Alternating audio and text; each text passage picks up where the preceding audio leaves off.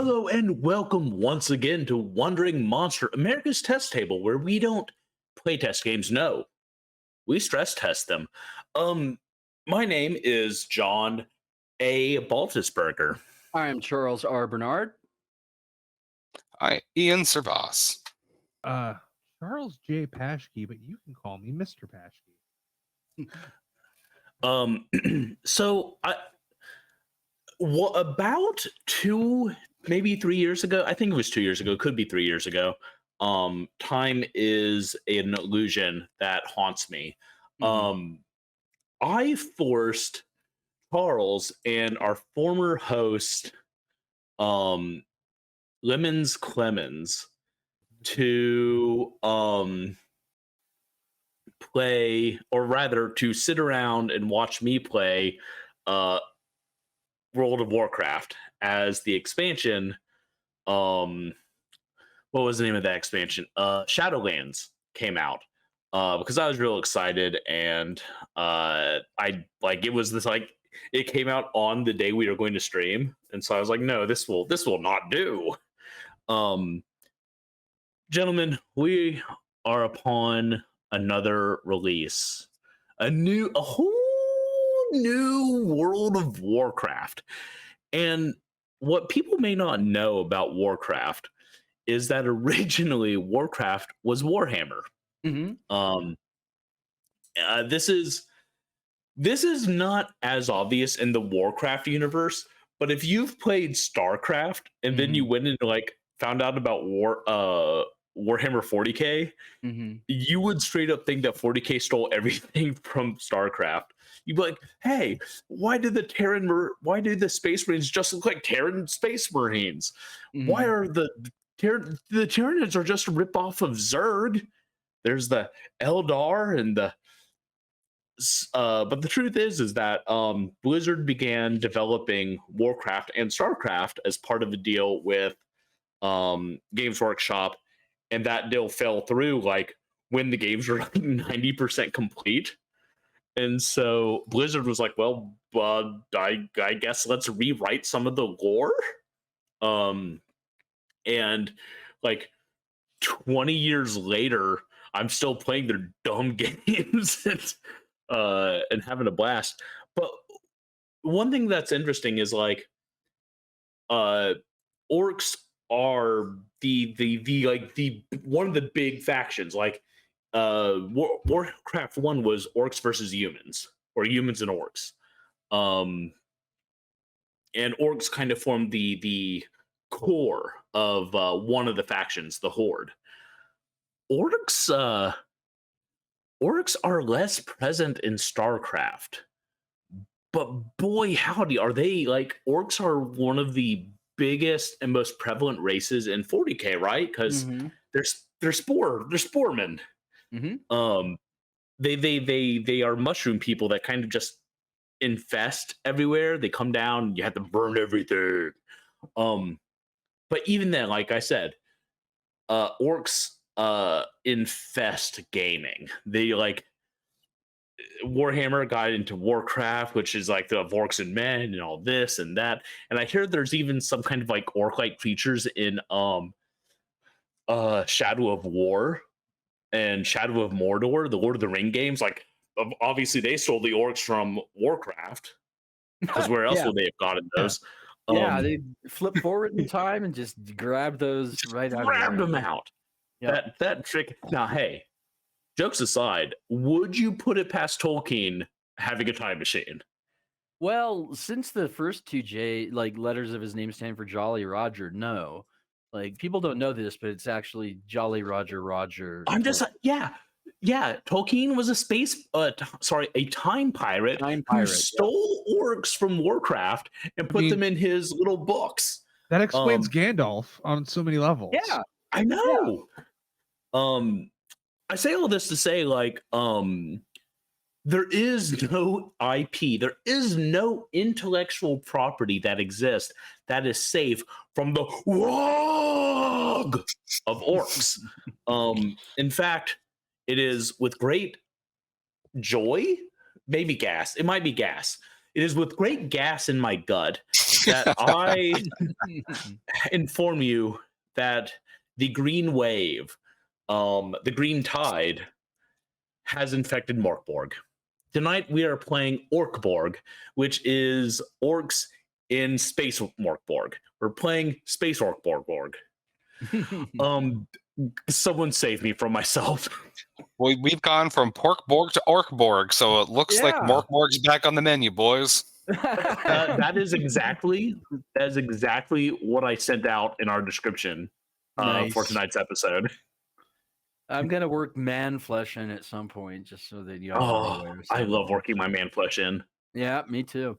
Yeah, this is a fun game tonight. This is Grant Howitt and a Twitter name that I cannot pronounce off the top of my head, but Roland Coots? Roland. His name is Roland. Yeah. I don't know his Twitter name offhand, but Roland Coons. Yeah, and you can find the link to this fine product in our socials for tonight. And you should go check it out and pick it up because it is amazing. The artwork is quite incredible. It's like a real. I think I told you guys that when I first opened it, it was like being stabbed in the eye, which I mean that as a compliment. Like it just like it immediately knocked my socks off. I was like, God damn, that's some art and color and text, and it is amazing. Go check it out. Yeah. So may I interrupt with two things? First, the artist, Rollins, is the artist. He and I know each other. Like we knew each other before this thing happened. He was an Austin local, and I used to be in a game design workshop with him where we would get together with the guy who created Gruff once a week, and we would play each other's prototypes. And he has some really cool projects before. He had a really good Goblin dice one that, man, I want him to still make because it was a lot of fun. The other thing, and this is changing the subject a little bit, I'm sorry. As I don't know if I told you three, but I have a Kickstarter going on. Yeah, I've already pledged money to you. Don't worry. I've already got your monies. No, the reason I'm mentioning it is we have in the last 20 minutes crossed the $8,000 threshold, which means John can finally ejaculate. I am getting the cover tattooed on my body. We have hit that stretch goal, so I have to go hurt myself for my backers. But not only that, I tricked through subterfuge and lies Zach Goins of World Game Design to also get tattooed if this project reached 8,000. So where are you getting it tattooed? I'm always hope getting for the tramp cover stamp. I'm getting it on the back of my calf. It is a perfect shape for a calf tattoo. That is a good spot too. So anyway, I just wanted to make that announcement. Thank you everyone who has helped us along this path. Rollins is a great. I don't know the writer, the main writer, but Rollins is a great guy who makes really fun stuff and has great art. So I am Grant is the main. Yeah, pumped to get into this quality stuff. And with that, we turn it over to our game master for the evening, Mr. Ian Servas. Woo! Hi, welcome. So this is a really fun supplement, and it's also nice that it doesn't overstay its welcome. It's at a nice clip, 19 pages, and it gives you everything that you need to inject orcs into Borg. In fact, towards the end of the book, it tells you basically how to kit bash about anything else that you want to throw in it and how to adapt any other Borg supplement, real world map, other stuff, in the best orc style possible. Basically, slap a whole bunch of red paint on it, scream at it, and then just run it. So it is with that depending on what you gremlins choose to do, we end up just playing one of Johan Norris' oldest modules in a Orc Borg adaptation. I am so excited to yell in Cockney. For a second, my brain transited. I'm going to yell incontinently, and I'm like, I mean, hope I'm an orc, so maybe we'll see. We will see how the night takes us, bud. That's right. I'm so The excited about my character too. This is gonna be such a good night. I am thrilled. The writing is just perfect and evocative, and just as a little snippet of it for anyone who's not familiar with Warhammer 40K, there's plenty of time to get to meet your new Lord and Savior, the Emperor, and but beyond that, there is a lot of tasteful homage to it, including the art, the flavor, and other things. So for people who aren't familiar with the concept of space, like space hulks and orcs with a K, let me just give you a little bit of flavor for this, straight from page number 3. The Derelict, or as us nerds would know it as the Space Hulk. It is a great, big, beautiful trash rocket smashing through space and is jam-packed with orcs, generations upon generations of them, sporing and scrapping, building murderous idols for the mad gods and praying for doom when the derelict will crash into heaven and disgorge every dead-headed big-toothed bastard in a glorious green tide. You are an orc, and you fight and kill and pray and scheme and tinker and howl for a place in heaven. So yeah, you're basically strapped to a giant accumulating trash rocket riding towards Orc Valhalla and just loving every minute of it. So the map that they even start you off with gives you basically just zones that you can fill in with your own GM creativity. 7 different types of orc clans that are constantly fighting with each other, little Xenos pockets here and there, mad scientists, human cultists, basically space marines are kind of locked in there too, and a whole bunch of other really weird stuff. So it is ripe for chaos. So, but Just how we like it. absolutely. And speaking of chaos, y'all are agents of chaos yourselves. So, without further ado, why don't you orcs introduce yourself? Well, I am a member of the titular class of character. I am an orc Borg.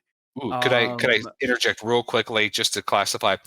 The 2 classes that are introduced in this are Orc and Orc Borg. So some of our characters will be an Orc or Orc Borg. So I appreciate you mentioning that just because I thought I'd Sure. just put that out there since the title is also Orc Borg, so there's no confusion. So thank you. Take it back away.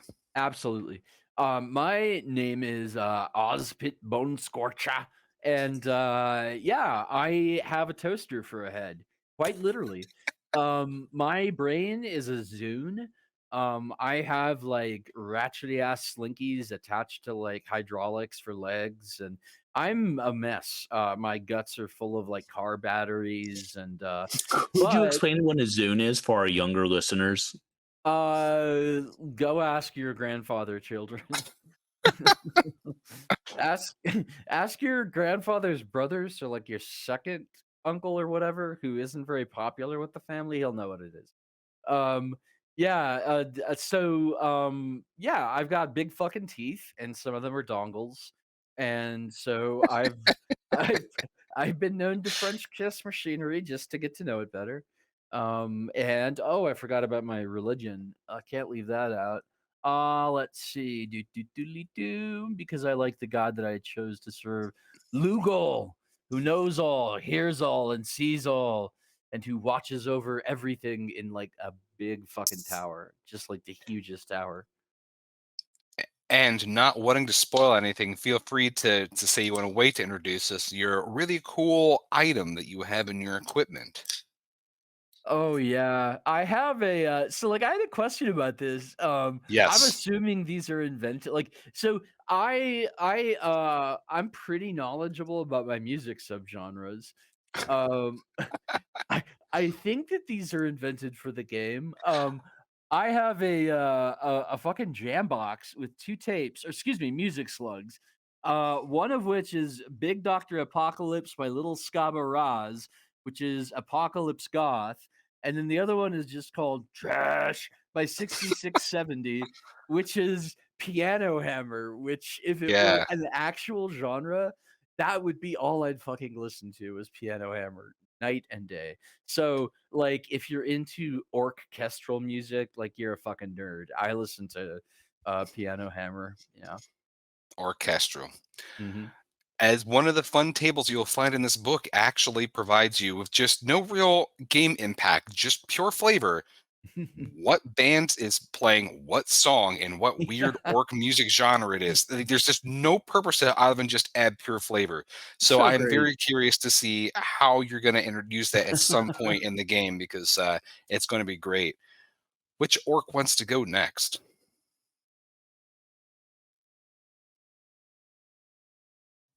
All right, listen up. Everyone, come on, take a knee. Take a fucking children. Children, listen to me. My name is Deacon Snagger. You can call me brother. You can call me brother Snagger. We are on fire for the Lord, okay? We're on fire. And if you're not on fire for the Lord, we will set you on fire.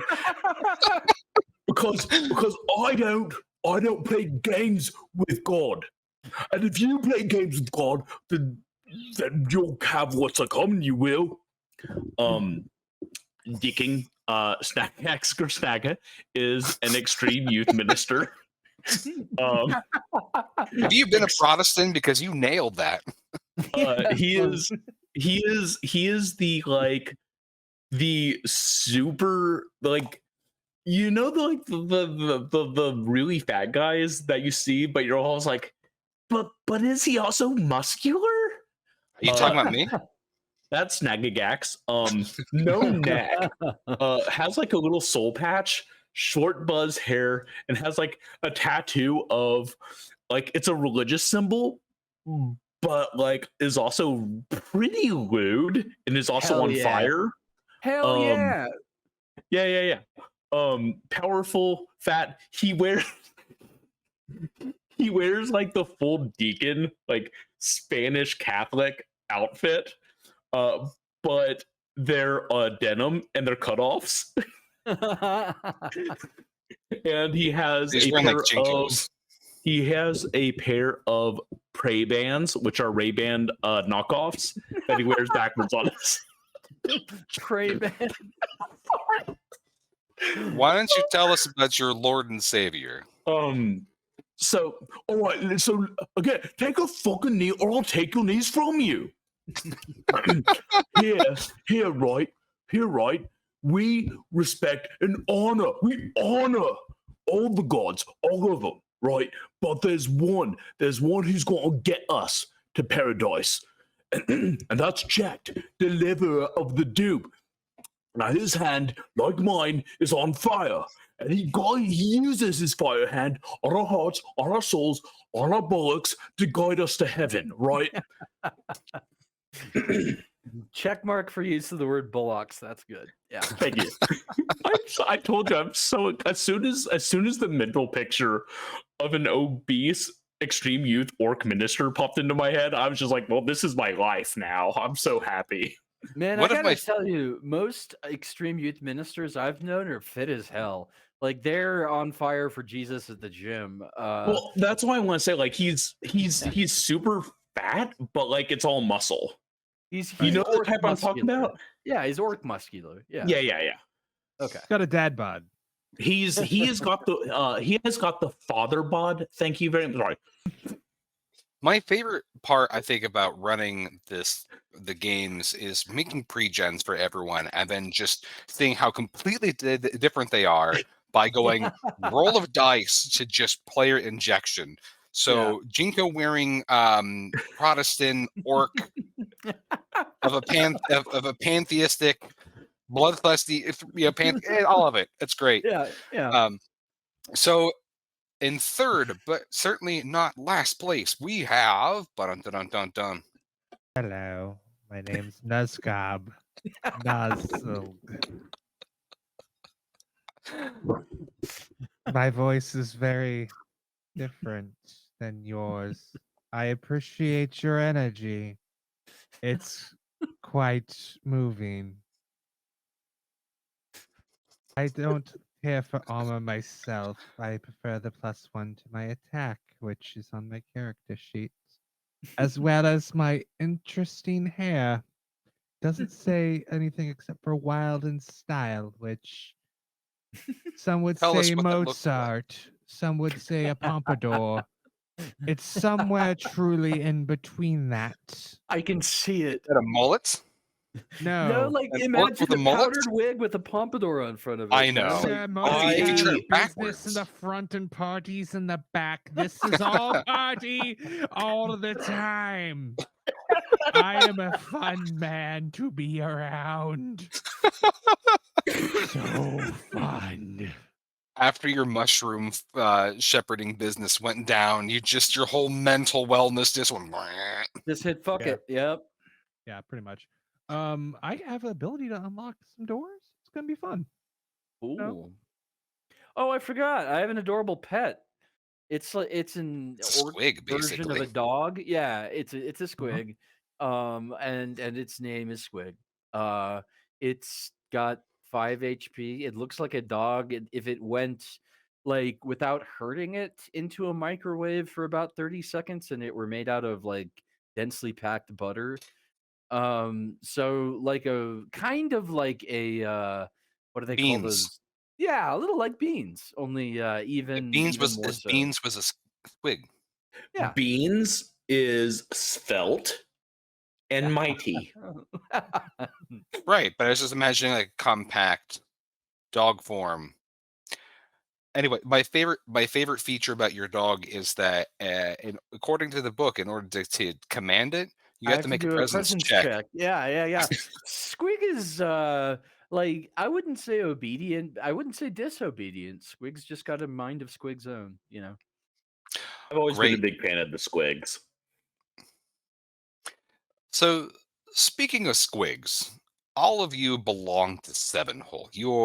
There are 7 glorious different orc factions and clans, and you are sandwiched between several different other very peculiar clans. To your south is just 04, ruled by a deranged techno wizard and their cadre of cyborgs. Your immediate neighbors to the east is Vi. They're the sweltering hot, frantic doom callers that try to accelerate the apocalypse. They're basically always keeping you up at night if there are day-night cycles on this space hulk. So you're constantly beating on the walls to tell them to shut the fuck up.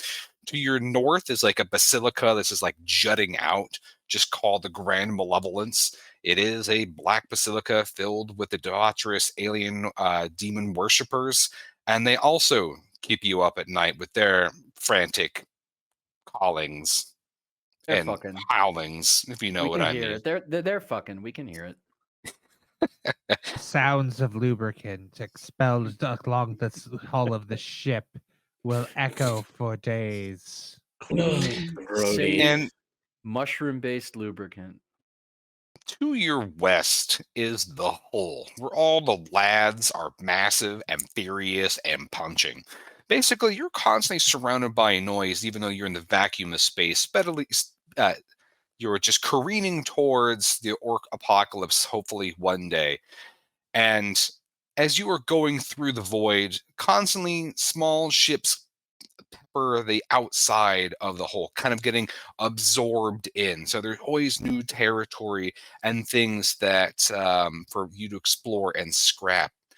But one of the more strange things that happened was just a couple of weeks ago, there was, instead of like that telltale giant juddering thud as something smashes on the side of the hole, instead there was kind of this weird fizzling sound as something broke through the space-time continuum and kind of teleported and morphed space around it. So there was kind of this cyst-like blister in between the region of the hole to the west, 4 to the south, and kind of above your region. It kind of just protrudes out, just stretching reality around it. And ever since then, your teeth itch more and more, and you notice that there's like weird shadows where there shouldn't be shadows, like right by the giant like person that's on fire over there burning for Ject. And your eyesight is going, which is the most troubling thing of all. If you've seen a whole bunch of orcs in a tight space not being able to see anything and punching wildly like a mosh pit at Denny's, you know that it's not a fun time. So it's that I put the comma in the wrong place, and I was picturing a bunch of orcs in a mosh, like a bunch of orcs at Denny's. Has- And it made me pretty happy, I'm gonna say. Is anyone here familiar with the reference I'm making about the mosh pit at Denny's? No, but I loved it. You're I in loved for a it. treat. Those with Google Food, look up. It starts with, it's an actual set that someone did. A Denny's was getting ready to close, and so a local garage band was like, "Hey, can we play a set there?" And the owners were like, "Yeah, sure." And so the set begins with, "What the fuck is up, Denny's?" And then just like everyone starts going nuts, like punching holes in the walls and stuff. It's great. So look it up. It's it's pretty Oh, great. I have found some images that it's. I could download this and add it, but to the OBS, but Oh, I feel like you should just Google it yourself because it's exactly what your mind imagines. Like it's a Denny's. I don't. So part of But me what really works? wants to What see works it. in it? A bigger part of me just wants it to live in my heart as like a myth. You know what I mean?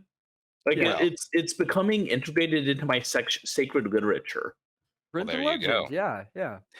So I it is mean- because. Sorry, go ahead. I was just gonna say. I mean, I was more of a metalhead in high school, so when I mosh pit at the IHOP. See, as a So- Doom funeral head, my pits are at Waffle Houses and they're not very fast moving. Mm. I'm in all the pits everywhere. I'm a Forever. pit dweller. Yep, yep. So it Billion is at a this time. blister between these regions that's slowly robbing you of your sight, that your whole boss brings you in and like, "Oi, so we got this big fucking thing over here, and I can't see on my right eye, and I can't really see it on my left eye, and I think That it's eye those." belongs to the Lord now. This sounds to be a personal problem for you, doesn't it? He A personal problem between you and the Lord. So the whole boss just looks at you, and as you know, orcs have a hierarchy due to size, and he's about 3.5 times larger than you. Most of his limbs are giant piston bionics. Half of his jaw is like a bucket from a backhoe, and he Bigger than the reaches Lord, out yeah. and just grabs you, Snagagax. Roll me a defense.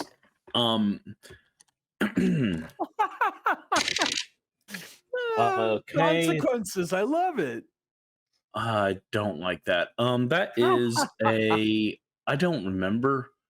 So you're trying. So there's agility, Okay, and that's a you're trying to 17. roll. I defended the fuck out of that. So he shoots a piston arm to like grab and like rip your arm out of socket like he normally does when someone talks out of line, but you sashay with your sidestep it. jean jorts out I of the way. sidestep it, grab his arm, touch his cheek. No one's bigger than the Lord. But we will There's check out what's happening.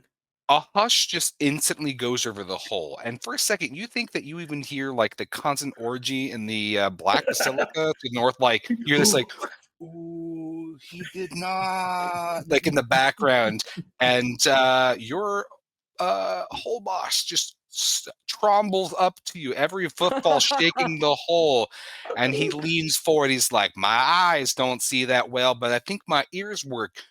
Do you want to repeat what you said? I want to make sure I heard it right." And Ian, you I hear want like you to little know that I'm not trying actuating to be pistons. difficult, but Oh, I know. Snagagax is never ever going to admit that the Lord isn't stronger. Oh no, I like the fact there's always an extra pregen. So like, if you don't survive this encounter, it's like, "Oh, I guess you're this person now." And I'm just, I said that when you get down to it, boss, that the boys here and everyone knows, everyone is small. All the boys, all the lads are smaller than the Lord. You're gonna sit there and tell me you're bigger than Jet. he pauses and he thinks about it, and you see like his like his eyes kind of getting these cataracts, like his eyes roll up.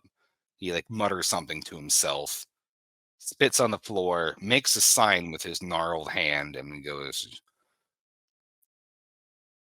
"Watching you." And then you hear him like Oh wait. lean over, and he says Not something this, to it's- his number one command. He goes, "Put the squibs in his bedroll tonight." So yeah, I'd like very much to hear what the guy has to say. So I'm strongly considering punching John's character. so it's just You've like, been strongly considering punching John's character since John's character came out swinging. so Nobody it's likes a gotta Lorgar, John. Monarchia, never forget. So it's got to be those techno wizards. They've got to probably fucking around with the shit again, and then all of us are going to go blind if we don't stop them. They're probably going to use whatever heretic tech's in that blister, and they're going to stop the apocalypse. We can't let that happen. No, we want it all dead, don't we? We don't need those techno wizards spoiling our plans for death. Yeah, like I am an obedient orcling. I'm the ugly orcling. I'm a cyborg, so an orc Borg. So I'm imagining quite obedient to the hierarchy of the pit boss. So I'm just gonna start marching in that direction toward the techno wizards. Now, one of the things that's also fun about this book is just like some of the other Morkborg supplements, there is their own prophecies of doom, but written from the perspective of an orc. So I had all of you roll dice beforehand to figure out what the daily prophecy is, and I don't think there's anyone better than you, Ozpit, to know what the apocalypse headline is for today. So the result was 6-1, and the scripture is Lugal spots heaven with this big fucking telescope, and the way becomes clear. And as an ardent follower of Lugal, you have this instinct that you know that this part of the prophecy has come to pass, that you're this close towards basically Orc Valhalla, and for anything to come in between you and this ultimate destiny is the most heretical thing possible. So yeah, just something to light your fire. Cool. Techno wizards must burn. We got it. Yeah, but he should have led with that. Well, I was probably gonna, but if I hadn't interrupted. Hey, this is all This is all a bunch of dice being rolled at once and seeing how it filters out. So even the prompt of burn down Techno Wizard stronghold before they avert the apocalypse is something that is from a random table generator in this. So I'm Before they living with avert the dice. apocalypse. I love that. I love it. Very And good. And Yeah. this is using the kit bashing thing where you basically throw in maps. The numbers that were rolled earlier were teleport malfunction, warp space time around crash site. And then the other portion of this, you're going to find out when you investigate this giant thing, this protuberance. So probably some of the corridors that are in between your various areas of the Space Hulk are where you're going to find entrance into this vessel that has teleported itself into the Space Hulk. So make any preparations that you need, or otherwise start to make your way towards this thing. Yeah, I think we're good. I'm going to go grab my my pocket Bible. Do you have what is pockets? Yeah, does your dress have pockets? I need to hear Ian's question. Oh, I want to know what a orc Bible looks like, judging that orcs are.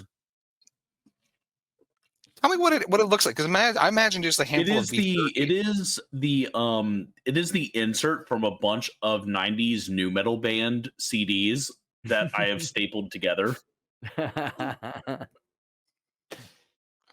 I painted the covers red so it goes fast. So the pairs go faster.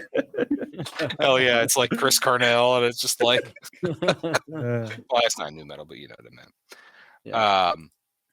All right, so as you wind your way through these corridors, you hear things down further in all directions. There's just this kind of cacophony of sounds and smells and other things.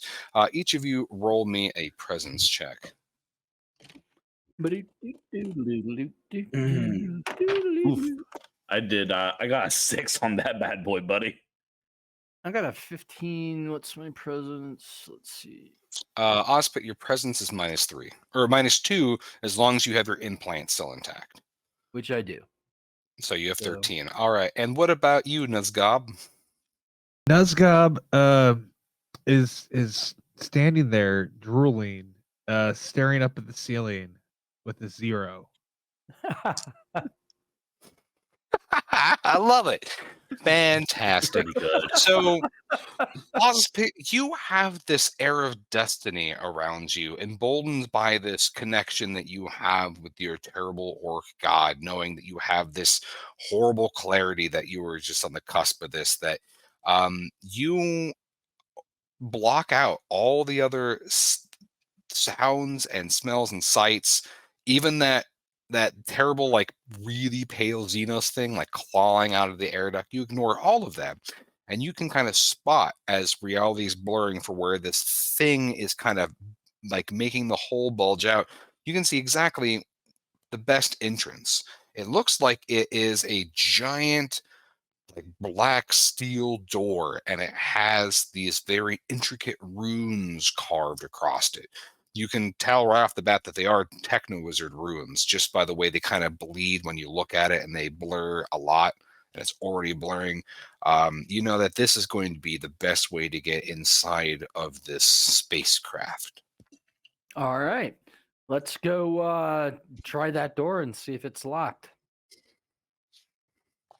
Are you like throwing yourself around it, or are you going to try to move the kind of giant wheel? Oh, you didn't describe a wheel to it, so it's like a. Well, I just added in because I was trying to figure out what would be in the outside of a spaceship, and I think a pressure wheel a would hatch, probably right? So hatch, yes. I would Airlock? try to open the hatch, yeah. Which I guess would require a strength check, probably. Make one, because as you try to spin the wheel, those runes begin to just glow with this carmine essence.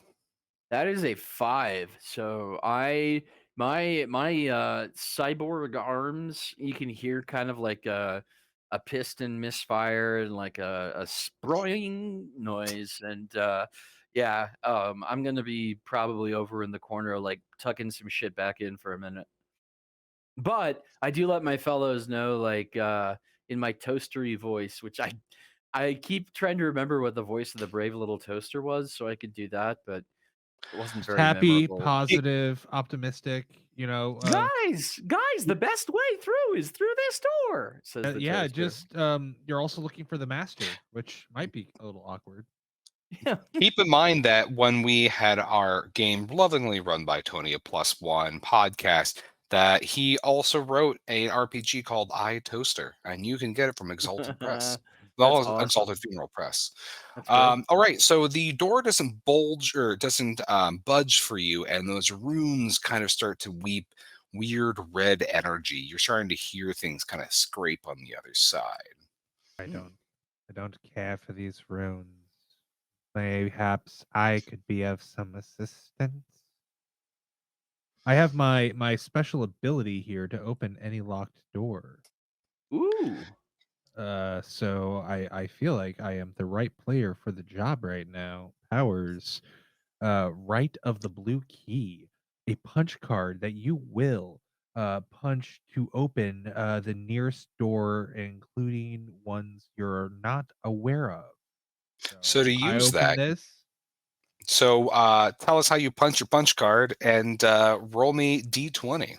I would go up to my toaster friend and I'd be like, "Pardon, might I borrow your head for just a moment?" Absolutely. Then I put the punch card inside of the slot and I push down to punch it. You set the dial from light toast to door open, and Yes, exactly. Yeah. And that's how I punched my punch card. I rolled a 5. Oh. great. So a couple of things just worth mentioning. in this game, you just like in the other Morkborg, how you have clean and unclean scrolls. In this one, you have prayers and you have techno wizardry or ancient tech. So that's what you're using right here. Is you have no real good way of knowing how to use this. You're just bashing it till hopefully it works, and you still have to make a presence check to see if it works or doesn't work. So I think that it would be fun. Now, don't forget that you have miracles, which are omens in this. Do you want to burn one of your or one of your miracles, or do you want to see what happens when this punch card backfires? Ooh. Well, it's early, and I can only open 2 doors. Sorry if that's too much of baseball. So if I don't do it, I only have 1 use left. Hey, the life of an orc is short and chaotic. What does your gut tell you? What does your god Sniv, shadowy patron of goblins, tell you to do?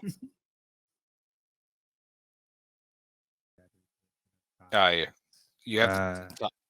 I have to make a decision. Make a decision. Stop thinking. Let's let it ride. Let it ride. All right. So roll me d20. 10. All right. So your punch card fizzles, and all of a sudden, all the lights going down the corridor in both direction go out.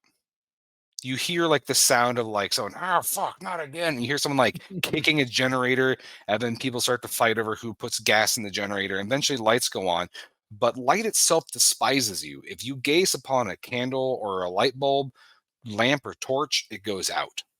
That is your arcane catastrophe. And I'll have you know, in like all of my years of running Workboard, that's like the first time I get to roll on this table, and it's like not anything super cool, but I am living by the dice. Arcane catastrophe. So yes, I love it. you basically have curse of anti light bulb and anti torch. So, but you still have a use of this punch card. Does that mean that he can't see the light, or are the rest of us affected as well? No, you hear that generator kick back on, and all the lights pop back on into the hole. The longer that you're kind of out here in the hallway, you're starting to hear something coming from the far, far west, like a very heavy mechanical but wet footfalls. Not sure exactly what it is, but you can kind of feel the whole reverberation. Door in front of you is still locked. You want to give that blue key card another go, or figure out something different? Well, it's my one ability. Let's try it Do again. it again. Yeah. All right. Roll me d20. All right, this time. Nuzgob. That is a 6. A 6. Do you want to see what else happens when this machine backfires, or do you want to use one of your 2 miracles? I'm going to use one of my 2 miracles because reason. The great Sniv abides. 13. 13. There. That even with your -1 presence, it works. So you take your card. It's hot out of the toaster. You rub your hands together. You get that little packet of icing that you've been saving just for this occasion. Yeah. Put it on, and like you make the lines how you like your blue key card strudel, and then you eat it, and the door opens. There's a weird hissing wail sound as the door pops open, and you smell something like frankincense, myrrh, and boiling blood on the other side of the door. When you say Smells weird hissing wonderful. whale, I'm imagining a whale noise, like kind of a yeah, yeah, exactly. Cool. Okay, so I've done it, gentlemen. I have opened Yep. the door for you. All right. What's on the other side of that door? Who's opening it? He just opened it. I opened Oh, I'm it. sorry. I stand there with it open. So when you open it, there is a about let's see, 20 feet. You have a small corridor that runs about 20 feet in front of you before it opens into a larger, almost like rhombus shaped chamber. In the middle of it, you see something that is the left half of it looks like an orc, but the right half of it is almost all pure mecha. But in the middle of it are weird, fleshy pink tentacles kind of protruding in between the suture lines of this thing. It opens up a toothless maw and it roars this kind of wet, gurgly sound. And in place of teeth grow more of these pink tentacles. One of its eyes is on its fleshy side. Quick goes, question for you: yes. Are teeth currency? Currency in this game is actually tech, and it Okay. is just bits and bobbles. And there's a barter kind of like economy where there's no set prices. It's just whatever they feel like charging at the time. It's like, here's a third of a toaster, a broken light bulb, and spark plug. Cool. I just wanted to check to see if it was the same as other 40K things. Yeah, and that's a good point. The reason why I'm mentioning it is that you not only can you spend tech to buy things, you can also use tech to jury rig things. Just a small thing. Anyways, so there is this monstrosity, this weird techno-wizardry fusion thing that wails at you as it sees. It doesn't seem to advance, but it stands in the middle of this chamber. One of its arms is a big fleshy tentacle. The other one looks to be like a giant wrench.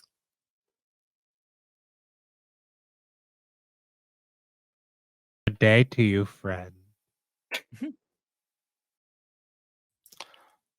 All right, that is an interesting approach, and I will have you roll me a presence check because you're really good at those. Oh, fantastic. Actually, excuse me, not a presence check. Roll me 2d6. 2d6. Are you rolling for demeanor? I'm going to roll for morale. I mean, usually orcs are fight first, but if he's saying good day to you, let's see how it plays out. I got a 4 and a 3, so 7. A 7?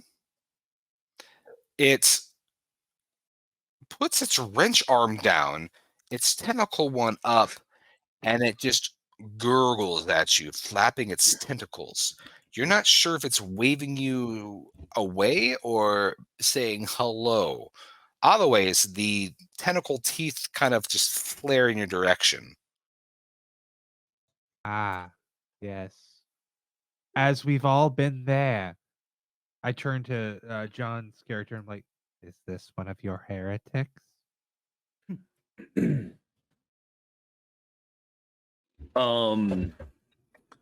I take a knee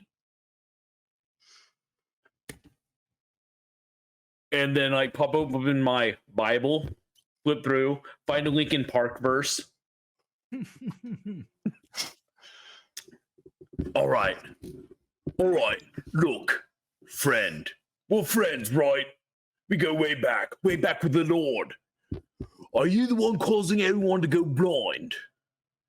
Because the Lord ain't done with that. Now, with your saying a prayer, Snagagax, are you using one of your orc prayer, or is that flavor? I am not. Okay, I just wanted to make sure. No. So this is dramatics, just dramatics at the moment. Okay, good. It doesn't seem to quite understand what you're asking. I don't really know what I'm asking too, bro. Is there a chair that I can flip backwards and straddle? Are you entering into the chamber where it's standing in the middle? Oh yeah, for sure. So when you enter into this, let's go into that tromblus-shaped chamber. So when you enter into this chamber, the air is dry and dusty. There are low The dust reliefs. disturbed by our trombling? Just a little bit. It clings to your big shroomy feet. There are low reliefs of dead, noble humanoid figures, but they're kind of like angular and twisted. To your east and to your west, there are open doorways towards into darkened corridors go running deeper. To the south of here, you can see difficultly to see kind of past this big figure, but it looks like there is a passage going further in that direction. The floor itself looks like it's been painted with various weird runes, like paint, not carving. The thing, as you get closer to it, you can see that it's like red eye is like weeping, and the closer you get, you see like sacks underneath its chin begin to kind of swell. Yeah, so I was originally thinking of interfacing with this thing, but I think it's more organic than inorganic at this point. So you know what? In my bright piping toaster's voice, I say, "Well, that's enough of this shit," and I attack it with my smasher, which is a All right. one-handed jackhammer. Since it was not anticipating a sudden attack like that, I will give you +2 to your attack roll, and then we'll roll for initiative after that. That is a nat 15, and what is the modifier for my? Ozpit, if you're using your smasher, that's at +0, so you would be hitting at a d6 for your damage. Okay, so let me roll for damage. Just one, but it's a good one. All Um, right. I go at him with the smasher, and although the wrench arm deflects it for the most part, I do take a little chunk out of one of the pink tentacles. Absolutely. So as you swing at it, for a second, it has this like that red eye like drops a tear, and you see its sacks like grow larger underneath its chin. So you inflict 1 point of damage to it, and And apparently several points of emotional damage. So we will, let's see. Who wants to actually, you know what, Charles, since you rolled to attack, how about we're just for sake of expediency, let us roll contested agility to see Okay. which side goes first. That is a 9. No, That I'm is sorry, that's a 6. Thank you for all the right, little then it gets dot. the drop on it rather than you. Yeah. So we'll have it go, and then we'll round robin from the visual top of the screen, from John to Charles to Mr. Paschke. So this creature, its sacks underneath its chin fill all the way. All of its tentacles go straight out in its mouth, and it lends out this absolutely soul-crushing cry. It is the most depressing thing that all of you have heard together, and it just makes some part of your soul just wither just a bit inside. I need all of you to roll me a presence check. So it's singing us Blake Shelton is what I'm hearing. That's a Ugh. 14. You killed Yeah, my soul just okay, mentioning 14. the name. What did you I get, failed. Snagagax? Okay, and then what about you, Nuzgob? 17.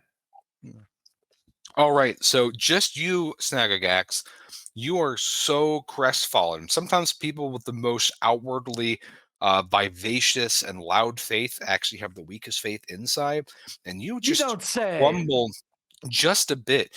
In fact, you are so depressed that you begin to bleed profusely from your eyes, mouth, and ears, And and ass. and And ass. his ass, yeah. Roll me d4, Snagagax. D4 for hemorrhoids. Roll a d4. Hemorrhoids are not a funny thing. Roll a Oh, d4. yeah, That's how been many there. orifices you're bleeding from. I rolled a 1. All right, That's only so for the one next orifice. round, you're going to be just bleeding profusely from all these orifices, Okay. and Down. you take 1 point of damage. Gotcha. Thank you. All right, this thing sucks in its tentacles back into its mouth, and you see it kind of just like puff up its limbs again, or puff up its sacks again. This thing's got some puffy sacks. Umblicious. We're going round robin with me starting. So the top of the initiative would be Mr. My turn is skipped Burger. because I'm bleeding too much. You are able to act this round. Oh, okay. Then I'll act. Yeah. Bloody ass and gear.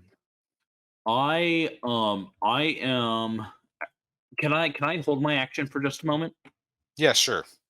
I should clarify to say that you take a point of damage if you choose to act this round instead of just taking it automatically. I just assume that you want to act. Okay. So if you don't want to act and you just want to just bleed in the corner. Yeah, I'll bleed in the corner for a minute. Okay.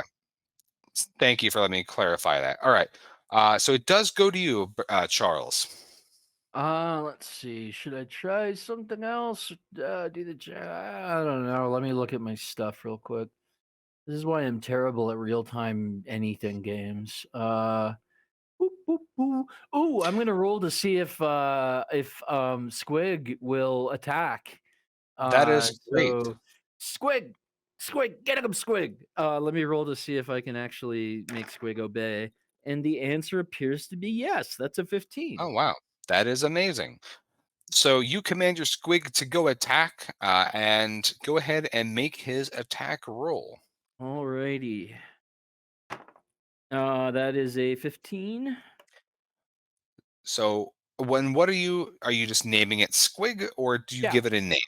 No, just Squig. Like It's I've kinda like always dog the wondered if I dog, would. it's Squig the Yeah, Squig. yeah. Got it. I've always liked animals that just have their name. So Squig, Squig. Yeah. I'm looking at this. It says morale. Is that? so it has a D6 bite.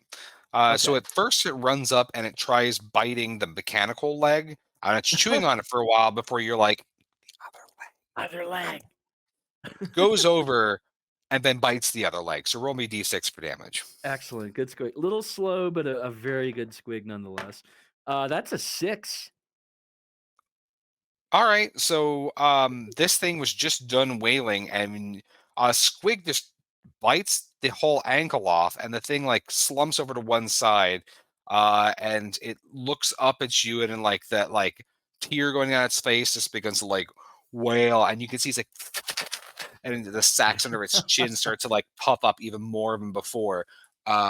Are you doing so? You can command that as a kind of like a free action. Do you want to do something with your turn as well, Ozpit?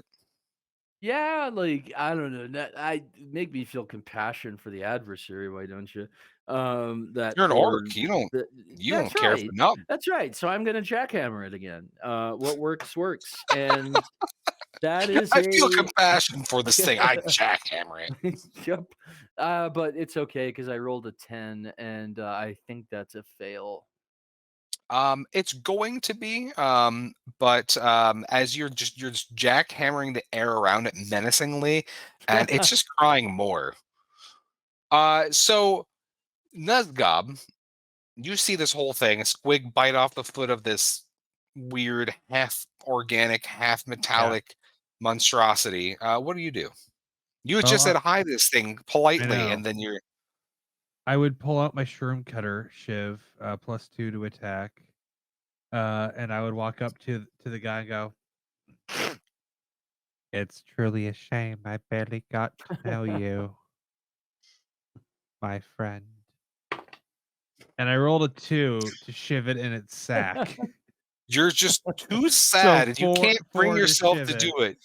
You have been this lonely orc. You would try to run a mushroom farm. It was destroyed by a pack of goblins. Nothing has gone your life. You almost make your first friend, and you have to shiv your friend in the glands, and you just can't do it, man.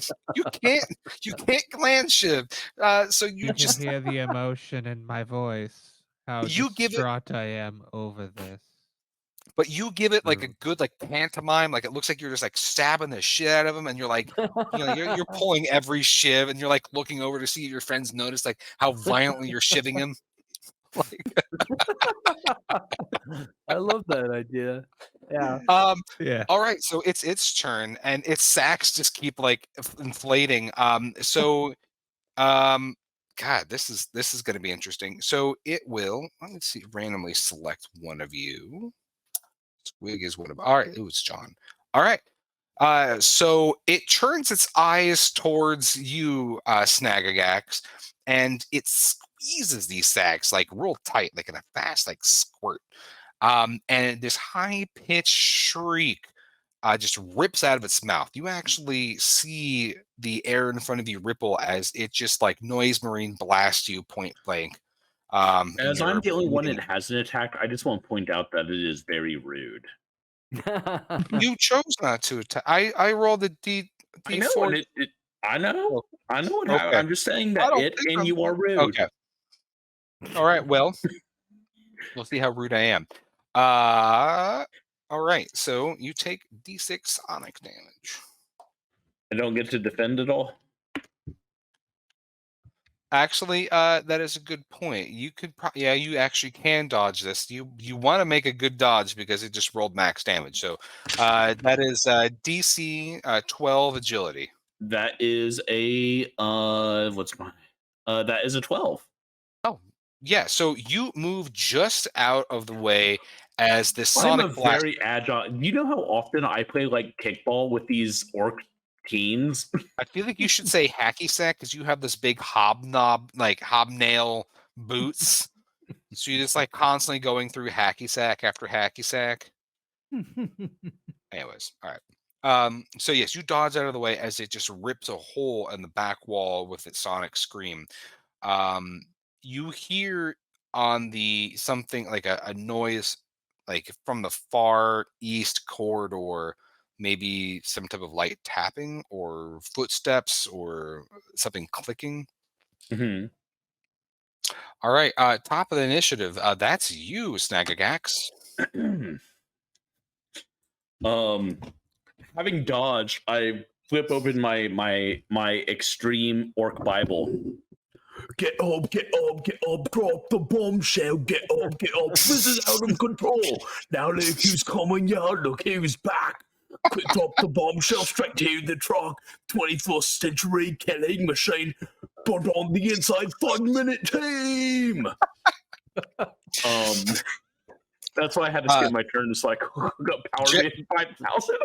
You know that somewhere Jekt is smiling at this. That's probably a grimace, to be fair. But do orcs ever smile, or is it always a grimace? so that is my prayer. It's called Rip and Tear. Until it is And attacks ignore any armor this thing has for 10 rounds. 10 rounds. Oh, I actually need to roll to make sure it actually works. That is a 12, so we are good. All right. So yes, I also would have accepted if you were going to make sound like music sounds. I would have E1, M1 would have also been a great choice, but I think you did great right there. Thank you. All right. So I can cast the spell 4 times. I just need y'all to know that I'm sorry. that is fantastic. Because you did such a great job performing that prayer, that time is slow just enough to let you get off a free attack. So go ahead. Yeah. Okay. So I have my prayer boots on. They are steel-toed boots that I have driven nails through the toes of. And Yeah. I kick it right in the jubbly bubblies. I think I kick him in the head. That is a strength for attack, right? That's correct. So for you, that's an Snagagax, that 11. is 0. That is 11. So because you have appeased Jekt with your performance of this prayer, how Ancient circumstantially, and moving spiritual. I will round up on that to Nice. equal the score. So you were able to get one whole boot print of hobnails right in this thing's fleshy face. Alrighty. That does. Oh shit! Awesome. 4. I rolled a 4. 4 points of damage. You puncture one of its sacks. Yeah, I and you do. hear it, like make this high pitched sound like you're like sitting on a whoopee cushion. I'm good, buddy. and it stops crying, and you hear like this sound of like gears grinding as it begins to open and close its wrench hand. Spanner for you European people also might be listening later. So anyways, next in initiative is you, Charles. Those sounds that you were hearing from the east corridor are beginning to get louder. Well, we're a little busy. We're gonna have to deal with that one when it comes. Orcs are not big planners or multitaskers. Let's see. I think that I am going to get things going by slipping in Trash by 6670, which is from the piano hammer genre. That's my ass kicking music. So I put that on. And if you're wondering what piano hammer looks or sounds like, if you imagine like grindcore, but one of the instruments is, it sounds like a old timey like saloon piano just being kicked down a flight of stairs. That's I the love genre. it. Nobody knows how to play their instrument even a little. None of the notes are the Like same. typical grindcore, then. Yeah, just like literally just picking up and so it's good stuff, and that's gonna get me jackhammering again. So yeah, let's roll for that. That's a 16, so that hits. And let's see how much damage I do with my jackhammer. I do 2. All right. So you start jackhammering away, and there's a very difficult to tell the difference between the sounds of your jackhammer and that noisy album worm that is making your jackhammer, your piano hammer music. Yep. You can't really tell over the sound if this things to the east are still pursuing or if there are more things that are starting to advance on you, because the walls are beginning to vibrate just extremely loud as you're blasting this music. Nuzgob, Really, that's your what the friend is genre still was alive. made for. Just like, hardcore punk was made for fist fighting your friends. Yeah, That's like what Borg is for. yeah, piano hammer is for jackhammering your foes. All right. All right. My name is Sean Baldisberger, and I approve this message.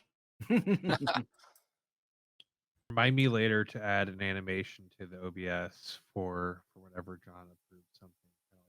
Yeah. We need to also have like an automatic button for like the more you know. There needs to be like the John Baltersberger seal of approval, and it's just like corroding that Klansman. I will. If you think I won't hire an animator to draw a cartoon of me, like giving Why the hire? thumbs up with, I have a wife who does this for her thing all the time. I just have to go, hey Muffin, can you please? And then she'll go, but why? And then I'll be like, because if you don't, it'll make John sad, and you don't want to make John sad. And then if we ever have to just add a permanent co-host and just have like 4 players and 1 GM, it's on the table. I'm open to the idea. I'm open to the idea. I'm more than open to the idea. Yeah. So here we are. I'm next to my friend that's dying, and I'm sorry, but I feel. Oh, he's still alive. He's in an excruciating pain. Is like all these things are happening to him, and he's look at me, my friend.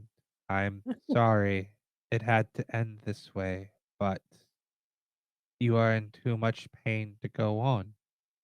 And I must do this to you. Have him in his other testy. I must go for your other inflator sack. Are you pulling punches? Or are you trying I got a 15 this time. What's my modifier? Hell yeah. +2. That's a 17. Yeah. So that's a 17.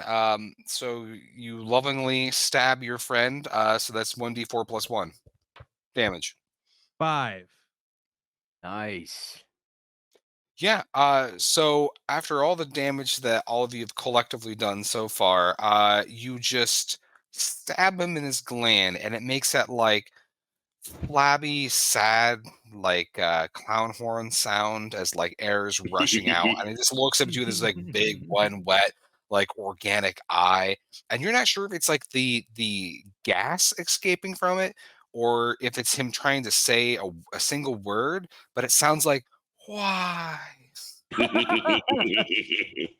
Wasn't my Oh, choice. delightful. As you like I- cradle his head, like sorry, I what? genuinely feel bad for just attacking that random abomination. Like, I have too much compassion, man. I need to get I rid feel of like some of this shit. I really identify with it is my thing. Like Yeah. it kind of like when you described it, I was like, half oh, that's kind of like me. mechanical, half fleshy, all abomination, tentacles. Like, yeah, it really matches. It checks a lot of boxes. I hate myself, I guess, is what I'm trying to tell our viewers. More than any particular abomination. Moving on. I love you.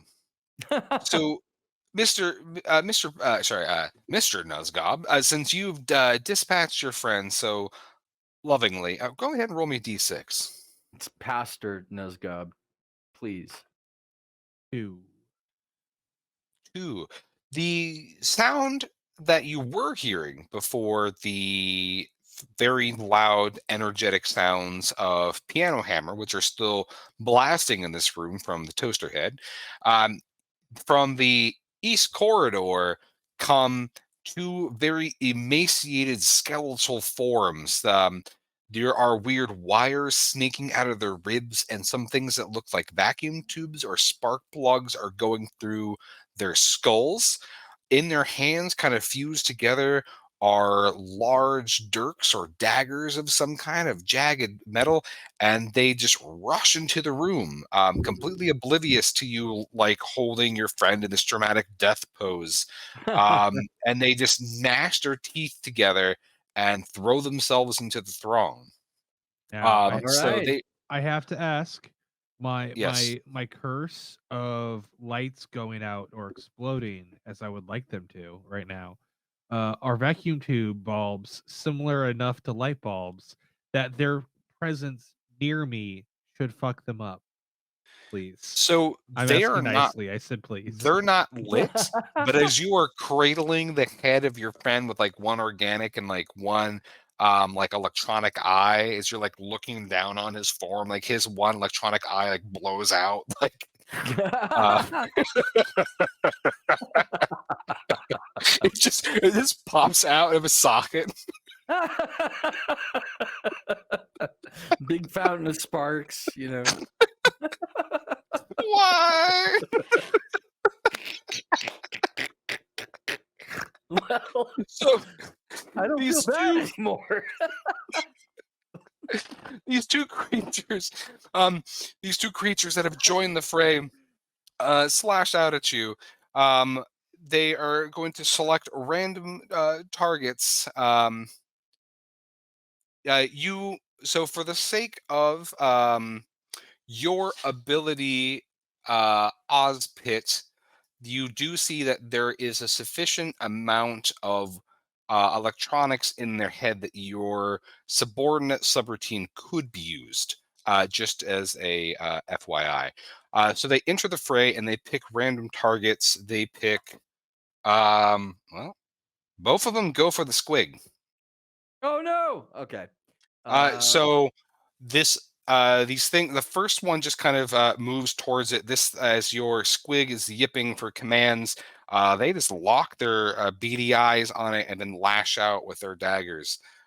Go ahead and roll me 2 defenses at just raw 20 for your squig. Okay. Raw 20. Well, let me unwrap it real quick. All right. So that's a 3 on the first one. That's not good news. And that's also a 3. So maybe a bit. Nah, let's just take it. 2 3s. All right.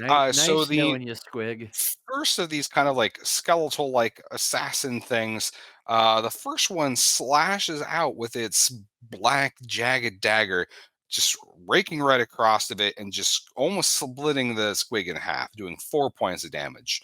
The Yikes. other creature just emotionlessly just lunges forward, pushing the other thing out of the way, slashing out, also doing 4 damage. So not only does it finish bisecting your squig, it cuts one of the Yep. other halves into a fourth. So you have 3 chunks of squig just splattered across the room. Their That deadpan is eyes kind of regrettable. sweep around the room. And they're so yeah. So top of the initiative, Snaggergax. Me take myself off mute Ah, there we go. and Rip and tear. yeah. Maybe it lasts for 10 rounds. Well, it's against a specific target.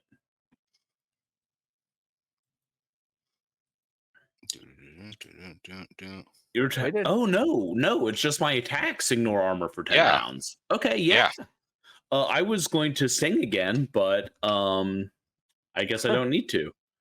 No, you've only that's the first round, so you still have 9 rounds of just ignoring armor. I run across the room, just like entire body, like it looks like it's about to jiggle, but then it's very firm and dong, dong, dong. And then I weep and yell, "I'm on fire for the Lord!" and bring my my holy stomper down on one of the thingy's heads. At some point, you should just start singing like POD, because that would just be like the pinnacle of extreme ministry. Yeah. You don't. You wish it was POD. So funny You're thing in the about South POD. sector, you know, the kids don't play. What? God, Enlighten I us. can't even. Whoa! What the fuck? Okay. So as I'm running across the such a sexy, pretty little thing, fierce nipple pierce, you got me sprung with your tongue ring. That The- really pissed Jacked off, as worst Crazy of them Town all. should. Yeah. I miss. I rolled an 8, so. John, weren't you and I discussing our mutual feelings about Crazy Town the other day? Yeah, we were. That's why I thought it would be very funny to pull it up. So as you put all of your weight on one of your feet to spring up and then launch this like devastating kick attack, you step right into one half of squig meat, and your boot just sweep. Banana peel time, huh? Thump. That is basically what it is. Keep in mind, this entire time there's still piano hammer blasting. So you luckily, right as the beat begins to drop for just a second, your body slam brings the tempo right back up. So it is pretty fantastic. The skeletal assassin cybernetic thing just looks down at you with emotionless, non-blinking eyes. And you're pretty sure its mouth is saying recalculating or something similar to that matter. Next initiative, Charles. So I wander over and take a big old bite on this thing's head because you see, some of my toaster teeth are actually dongles. And I am now going to execute subordinate subroutine. And Can we just appreciate just how fun of a word dongle is? I had a lot of fun with that word when it was a new thing, and still do, because a dongle is a funny thing, and different. Like there aren't many words that end in NLGE. You know, there's dangle, dongle, mingle. No, mingle. I've confused myself. Anyway, so let me do this. Presence DR10. Okay, DR10. It's because it is fused to your body, so as long as it's intact. Okay. So you still basically have to roll a 12. That is an 8. Do you want to use your one miracle to re-roll that, or do you want it to, or are you going to let it ride? Well, it's a presence check with a D10. Can I even pass that? Oh no! Sorry, it's a D20 that you're rolling. Your DR. So if you need to re-roll that, go ahead and re-roll it. Yes, I do. I rolled a D10. Let me roll the 20 then. Yeah, that's much better. That's a 12. That is exactly what you need because you have -2 to your. That's perfect. So you kiss one of these things or bite it. You said bite it. And there's really not much of a difference with my guy. So yeah, bite's as good as a kiss. You French snog bite this thrall husky skeletal assassin thing, sinking your dongles deep into its flesh and You merge with its synaptic system, and you override it. So you befriend this machiney-like thing, and completely control it. Do you either A, want to stick it to attack mode, or B, do you want to plumb its memories for information? Oh, attack mode. Definitely attack mode. Off camera, my one cat is on a shelf he shouldn't be, rolling a die that has been sitting unmolested for like 3 or 4 years, and he's got it wedged into a sleeping bag, is now trying to fish it out. All right. So you set it to attack mode, and on its initiative, it will attack whatever you want it to. What do you set it to attack? I'm assuming it's companion. Yes, yeah. All right. And you should absolutely find out what your cat rolled, by the way. Yeah. He's been normally very good at rolling things. And if you have a cat at home and you want to play RPGs, just as an unsolicited sales pitch, there's a How to RPG with Your How to Cat from RPG with your Oddfish cat, Games. yeah, I did yeah. it with one of my 2 cats, and it's a hoot. So you set it to attack the other thing. All right. So Nuzgob, there are 2 of these skeletal cybernetic husk things. One has been dongleized by Ozpit. So I there's only dongled it real one good. that is menacing. You might even say I deep dongled it. You deep dongled it. So you have, as far as immediate threats, you have this other thing in the room with you. You have exits to your east, west, and south. And these things came from the east. Oh, sorry. You came from the north, but I'm assuming you want to do your job. All right. So, do the skeletons talk? They said processing, right? It seemed like it. You can't hear about almost anything over the sound of mouthed it, the yeah. piano hammer. The only thing you heard was why, If you guys because that was think like a soul cry. if you guys think that I'm turning off the piano hammer, you're out of your fucking minds, by the way. Oh, I would never ask. I wouldn't. Drink Okay, it. cool. Okay. I guess I would I hope go. like someone like 10 years from now as like one of these huge superstars, and people are like, I want to hear these people in their early days. I hope people appreciate just like the comedic genius that you guys are. I'll find out someday. That's right. Surely. I suppose that. Hello, skeleton man. Are you trying to make another friend? Let me be your friend. I assure you, I am quite a pleasure to be around. This is not what it seems. Can I just say that it makes this more frightening that you have 2 inventory items, one of them be like a big roll of big hat? gaffer tape. Oh yeah. I might I offer you a peace offering of this very large hat. You could wear it if you so chose. All right. So are you, just to make sure I'm understanding, are you taking your big fucking hat out of your inventory and offering it? Haberdasher Borg. All right. It does not seem to respond. It seems to be mouthing something about the lines of recalculating, or something that looks like. So insert what you will. I put the hat on its head. Wait, should I roll for hat on head?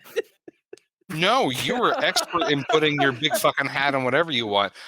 Its teeth begin to chitter, but you don't know what that means.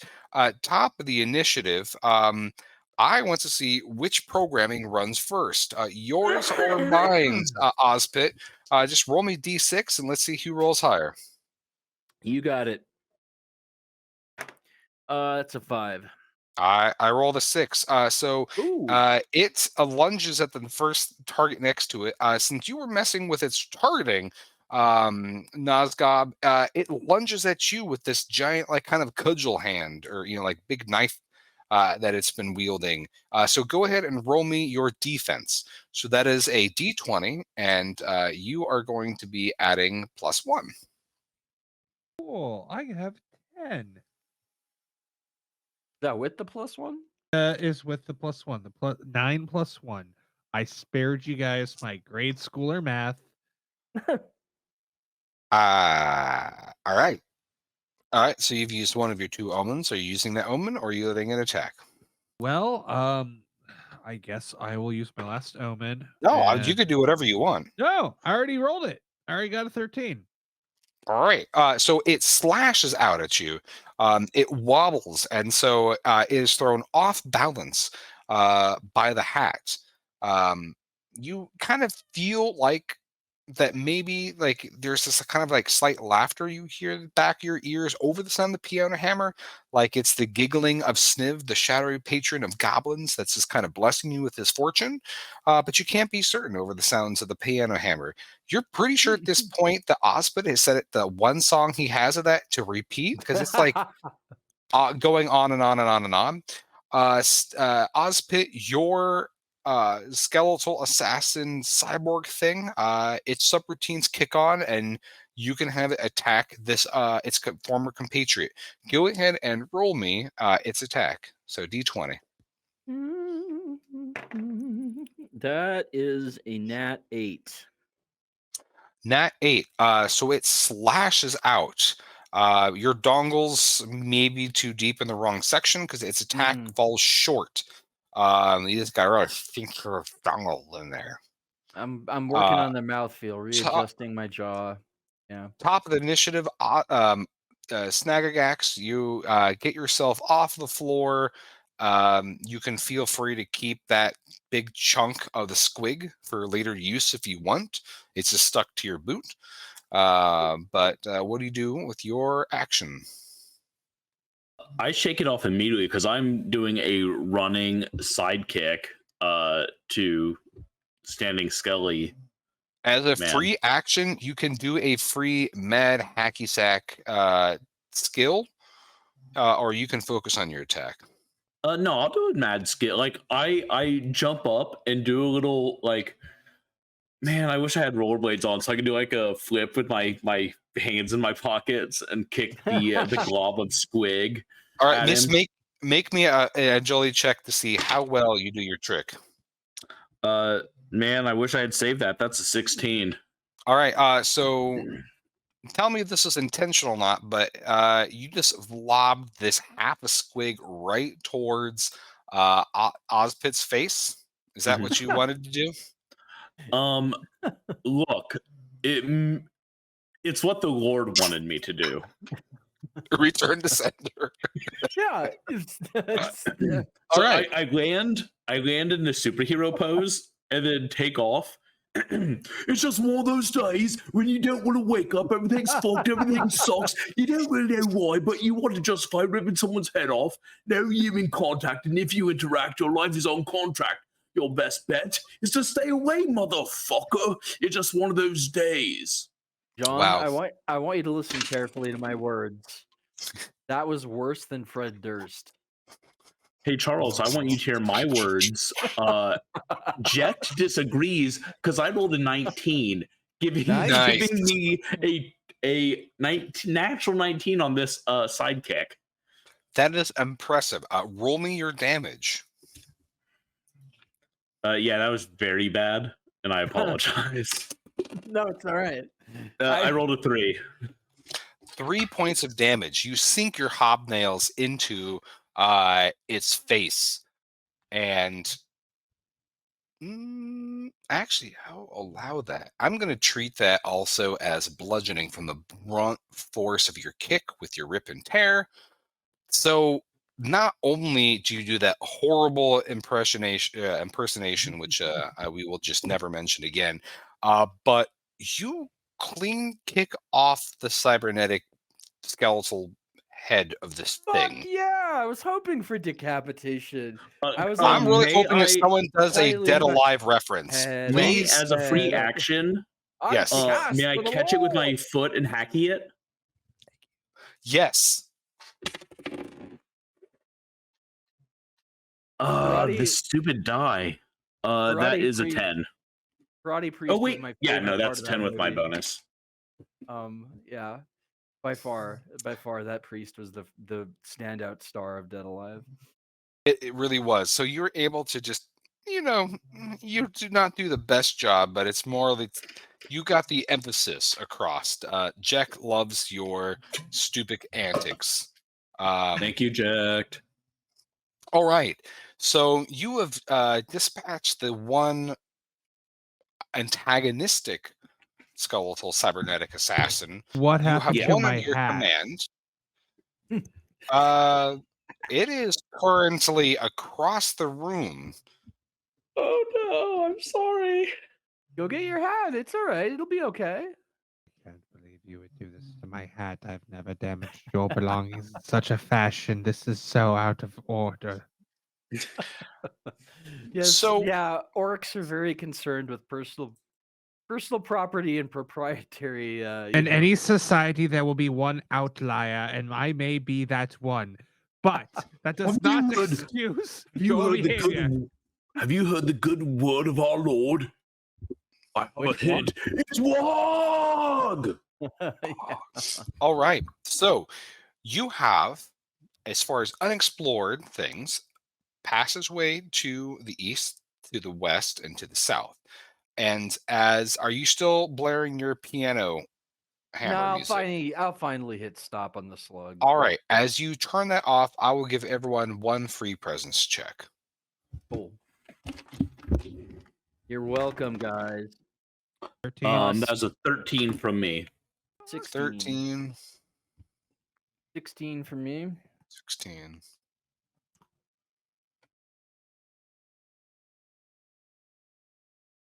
And do you know Gob?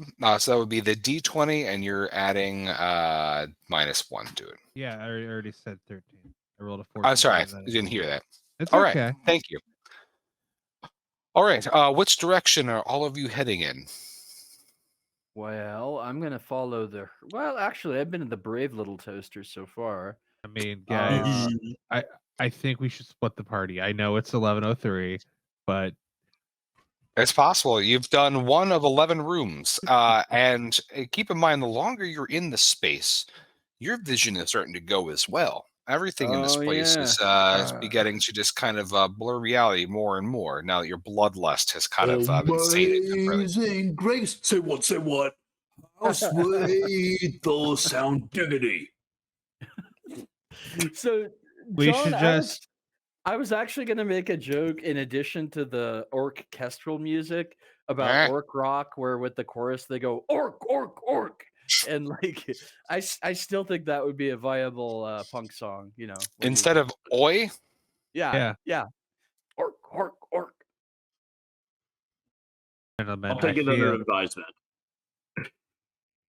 I feel the time has pressing with our eyesight going to become less as we stay here longer. Might I suggest we go north? north is where you came from, as far as like relative. No, for See just the how my sake of- eyesight is failing? Exactly. I can't tell So, direction. for relative perspective, to your east and to your west look to be corridors that kind of fade into darkness. Immediately south of here, you can see that you've got a shorter corridor that leads into a larger room. Yes, the North true is where north. you came from. True north. Now, keep in mind, you South. could go north and like not do what your boss says, No, and then I run off to that I black mean basilica. south. Okay. I refuse to accept that I was wrong, so I'm insisting that south is north. And I'm a fucking toaster, so I'm gonna listen to what he says. What say you, Snagagax? You're on mute, Snagagax. Well, then I guess I don't get a say, and I'm following after too for no good reason. All right. So all of you are going towards the south. So when you cross over the dead body of your once glandular friend, you are in kind of a octagonal chamber. There are doors that are shut to your west and to your east from here, and the room continues to your south. What's really kind of strange is that in the southeast corner of this room, there is a very peculiar statue. The statue is of like a crimson red marble statue of a naked, muscular humanoid, kind of like one of those humies. It's like it has like a really angry stare that's like really hyper accentuated into the marble, like very aggressively carved, and its eyes seem to follow you. Past this open doorway to the south, you can see further down this corridor, maybe 30-40 feet, there looks to be like a gate, like a big iron uh gate. Uh, who wants to defame a statue and like take its eyes out? That sounds good to me. What was that? We're gonna vandalize the statue. Yeah, I Okay. think that's. I have a Oh. jackhammer. Its eyes follow, and I don't care for such manners. We must remove them. It's beyond All right, so It who's is doing it? definitely a heresy. Who's vandalizing? Me, team I've got the effort? jackhammer. I was gonna say I All have right. a pair of shoes on, so like Yeah. I ain't got. I got a jackhammer and I rolled a 9. So So sorry, fellas. as you advance towards Ozpit, you find that you're almost walking into like an invisible wall, or like you're trying to walk against like a hurricane.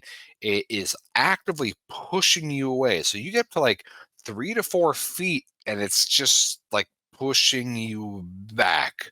And you swear that it's like furrowing its crimson marble brows even harder to get closer to it. Magnus? Or So anti-magnet. I said Magnus. Like Oh, is Magnus. it you? Ah. So who's got to move other than me? All I got is shoes. I mean, I've got a roll of gaffer's tape, and a hat. Let me I've see still got. what else I've got on tap. I could put the hat on the statue and tape it down. I don't know.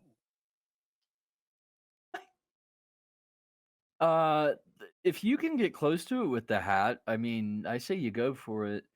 I've also got a blowtorch, but I don't think that's a distance weapon, and I think we should just like abandon No. the. Go ahead. No, I was going to say, don't forget, you also have your compatriot, your thralling, in case you want to do anything with it too.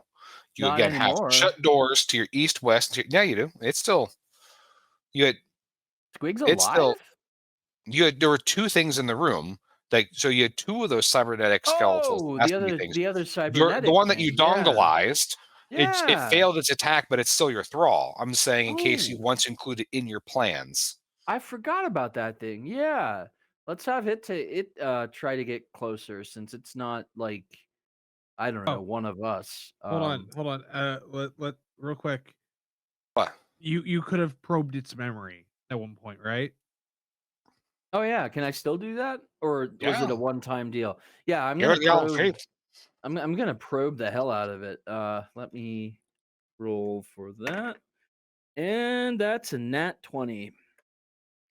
Oh wow! All right. Well, you really bite deep into its gray matter.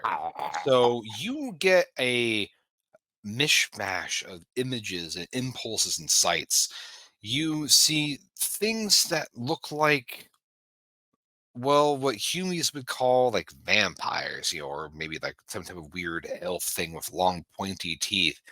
You see a thing that looks like a deep sea anglerfish, or like a lanternfish with too many eye stalks and big teeth, big eyes, and it looks like its eyes are being drained by strange machinery. You see a large hulking orc in a orc mecha, gloating and thrimming, like it seems to be conforting with dark powers. You see a talking floating skull hidden somewhere in a wall niche. A goblin that's strapped to some type of torture rack.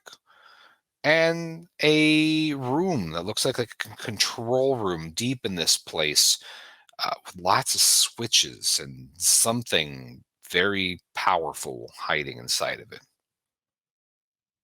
I enjoy hallucinogens very much, so that was a good insight. It sounds like we might be dealing with the Horcus heresy here or something like it. Orc brimming with fell power, and yeah, that's all I got. Um,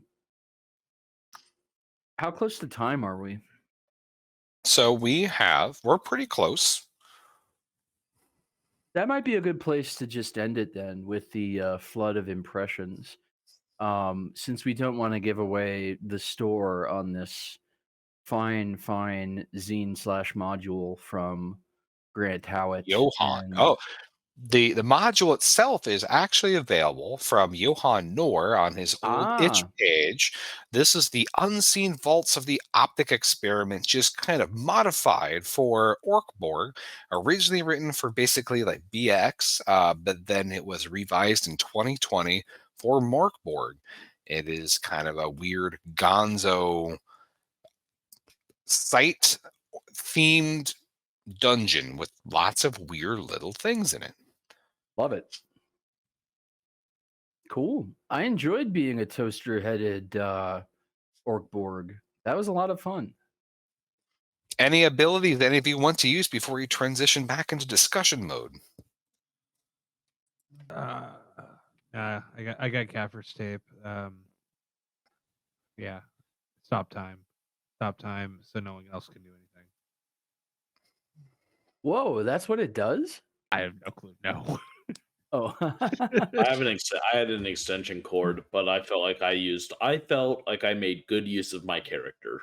You did. You were on fire. By the way, I'm going to borrow that line just like in casual conversation Which about one?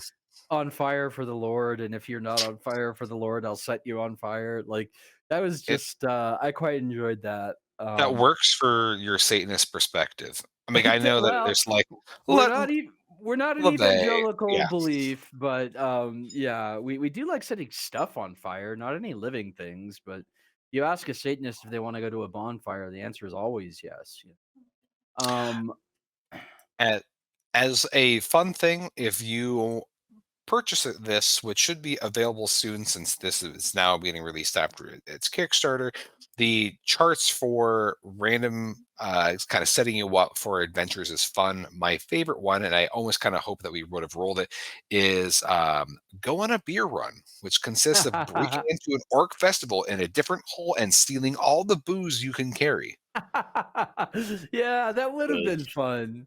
We might There's have so to many play this again just to do that one. Like There's a that's lot really of fun. fun ones. And my other one I think would have been a lot of fun would have been manufacture a randomly rolled prophecy to hasten the doom. So a Cool. lot of fun things in this. As far as thoughts and feedback, any fun, like any other highlights for discussion? Oh, I would just re-emphasize that in the book itself, whether you get the electronic or what have you, the artwork is like fucking. It Yeah. really just takes this to a new level. The writing is fun. The artwork is great. So that's what I would say about it. Especially the monster art is fantastic in the bestiary. Yeah. So there you have it. So yeah, it's fun. It's well written. They did a really good job with flavor. Which on conversions like this, like that's half of the thing. Mhm.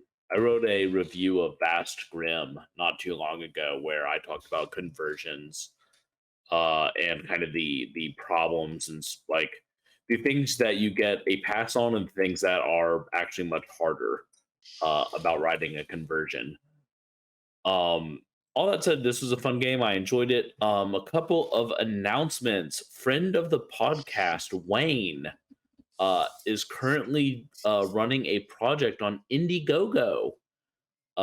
Specifically, the name of it, Someone Pan, help me, guys. like Pan the Which Yellow thing? King, or Oh, yeah, sorry. yeah. I was going to make that announcement. So Wayne Roberts of Wind Valley Press, we had previously run his Dungeon Plumbers, which was Yep. also a successful Kickstarter, currently crowdfunding for his latest book, which is Pan His Majesty in Yellow, which is a cosmic horror fairy tale mythopoetic horror setting that it's written for kind of OSE or old school essentials, retro clone games in general. It's a setting kind of for like 7th level characters in general, but it can be adapted for 5e and your favorite choice. It is a book rich full of lore. If you enjoy Lovecraftian literature, as Charles Bernard can tell you all about it, since he knows more about the occults and mythopoetic origins of the Pan, Hastur, and etc. mythology cycle. Definitely something worth checking out because the book is fully written. It is just the crowdfunding for extras and special things, and to get the hardback edition. I've been blessed with a advanced copy, and I know Charles, you're going to be getting a even an advanced copy too, so you can write a review of it. But you got any chance to talk to Wayne about the book and about the Pan Hastur connection? Anything you'd like to add to that? Yeah, so I was fortunate enough to have that conversation, and we talked a little bit about the occult, like the Greek deity of Pan, and misperceptions about how benign or not benign that particular entity is. And then we also talked about King in Yellow, which is funny because I had just finished rereading it for the first time in years and was very into it. And then finally recommended that I read 2 Peter Pan books, Peter Pan in Kensington Gardens and Peter and Wendy, both of which, if you have not read them, holy shit, are they darker than I thought. Like much darker, and not in a creepy Lewis Carroll way, more like in a, I think that the author knew what they were like talking about and how frightening a character Peter Pan really is. So I know that I think that they're called like the Netherborn Islands, and there are going to be different adventures taking place there. It's fantastic. So go back that. Great creator, great project. Yeah, and there's a pretty interesting fusion between classic art, commissioned art, and then also there is some AI generated art to emphasize when there are dreamy, ethereal elements instead of like substituting like real art. It really emphasizes that nightmarish component where you lose sanity. So definitely check it out. I put the link in the chat, and it is it's super cool. So you should totally check that out. I also want to shout out a Oracle deck on Kickstarter Simone? by my good friend Simone Tometa. If you don't know Simone, first of all, you're fucking up because Simone's He's amazing. my good friend too. Fair. Simone and I work together a lot. He has been kind of the lead artist on almost everything I've done gaming wise, and he's done a few covers and is going to be doing Mr. Bernard's next book's cover. So check that out because it looks cool. Link will be in the show notes for those of you catching this on YouTube. Speaking of, you can catch this on YouTube. If You you might are be watching listening this to this on on YouTube, YouTube. it really helps us if you would go ahead and hit that little bell thing, hit subscribe. It's free. Helps us out a whole lot. You can find us on WanMoncast.com, where you can find all of our little profiles, all that stuff. We have a ton of books still coming out because I have a problem. This month we still have a Christine Morgan book coming out. We have a new Jewish speculative fiction title coming out, which is pretty cool. And we just dropped a re-release of Tamika Thomas's It's the hard. Tamika tweet. Thompson, yeah. Yeah. And that book kicks ass. We also have Whew, we have a new Ed Lee book coming out. Content warning everything. I've had 3 extreme horror reviewers message me separately and tell me that they had to put the book down. Wow. Nice. Brad Tierney today told me he read a sentence of the book, went to the bathroom and washed his face, started laughing, and he didn't know why, and was like, okay, I just have to leave and go take a drive with my wife after reading these 3 sentences by Lee. So Wow. I guess what I'm saying is, What is he fucking? are you this saying- John Carpenter's in the Mouth of Madness? Is he fucking Sutter Kane? You know? Is this worse than shanking your best friend no, in Brad the Tierney gland? said that about Lee, Lee's Yeah. book. I like your Oh, Sutter I Kane. know. Yeah. Thank you. So all Have you I'm read it saying yet? is, this is not a book for someone who can be offended. Yeah, adult. If you have Adult Swim. any trigger warnings or content warnings at all, avoid this book. But if you don't, like, good news. But also maybe buy our journal, boundaries I didn't know I had and kinks I didn't know existed. I feel a the more horror you reading a journal just for you. the more you warn people they don't do the thing, the more they'll want to do it. I keep thinking about the old Father Ted episode where it's like, down with this sort of thing, and it just makes everyone go see this video that That is true. My due diligence is letting people know that there's truly upsetting, disturbing things in this. I don't want anyone going in blind. If they go in knowing what's in there, more power to them. But no one's going to. I don't want anyone to walk in and feel like they didn't have a choice in the matter. other just kind of fun announcements to make. I also linking to Pan His Majesty in Yellow.